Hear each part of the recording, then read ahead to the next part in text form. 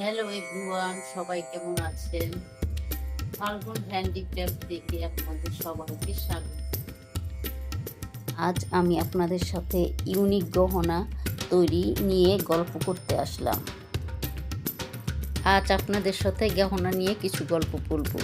আমার হাতে যে সুন্দর চুড়িগুলো দেখছেন, এই সুন্দর ইউনিক চুড়িগুলো কিভাবে তৈরি করেছি সেই গল্প আপনাদের সঙ্গে শেয়ার করব। মনে হয় প্রতিটা ইউনিক ডিজাইন তৈরি করতে সব ক্ষেত্রেই কোনো না কোনো গল্প থাকে। আমি এই সুন্দর চুড়িগুলো কিভাবে ডিজাইন করেছি তা আজ আপনাদের বলবো। আর এই চুড়িগুলো আমার খুব শখের এক চুড়ি।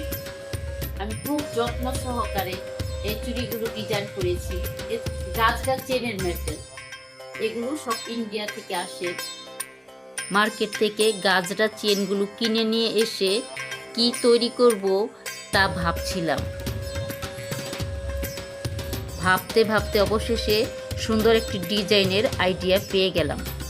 সুতার চুড়ির মধ্যে গাজরা চেন দিয়ে একটি ইউনিক ডিজাইনের চুড়ি তৈরি করা যাবে। সুতার চুড়ির মধ্যে গাজরা চেনগুলো ধরে দেখলাম। এই চেনটাকে ধরে দেখি যে খুব সুন্দর দেখা যায়। তখন আমার চিন্তা ছিল এটা কি দিয়ে লাগাবো। তখন আমার মনে পড়লো আমি ফ্যাব্রিক আঠা দিয়ে কাজ করেছি। ফ্যাব্রিক আঠা তো ওঠে না, এই ফ্যাব্রিক আঠা দিয়ে এই চুড়িটা আমি তৈরি করব। এই চুড়িটা তৈরি করতে যথেষ্ট সময়ের দরকার হয়। এই সুতার চুড়িটিতে আঠা লাগিয়ে একদিন ঠিক রেখে দিতে হয়।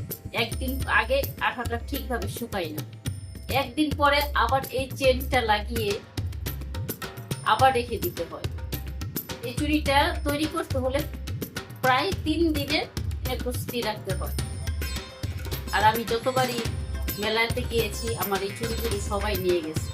এখন আর আমি চুড়িগুলো পরতে চাচ্ছি, কিন্তু এই সুতার চুড়িগুলো আমি এখন পাই না, কারণ ইন্ডিয়া থেকে সুতার চুড়িগুলো এখন আসে না। যদি আবার আসে আমি আবার তৈরি করবো আপনাদের।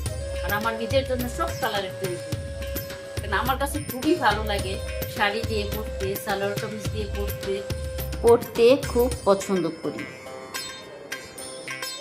অনেকক্ষণ যাবৎ আপনাদের এই সুন্দর ইউনিক চুড়িটির গল্প কাহিনী শোনালাম। সব সময় যেন আপনাদের জন্য নতুন ইউনিক ডিজাইন তৈরি করতে পারি। সবাই ভালো থাকবেন, সুস্থ থাকবেন এবং আমাদের পাশে থাকবেন।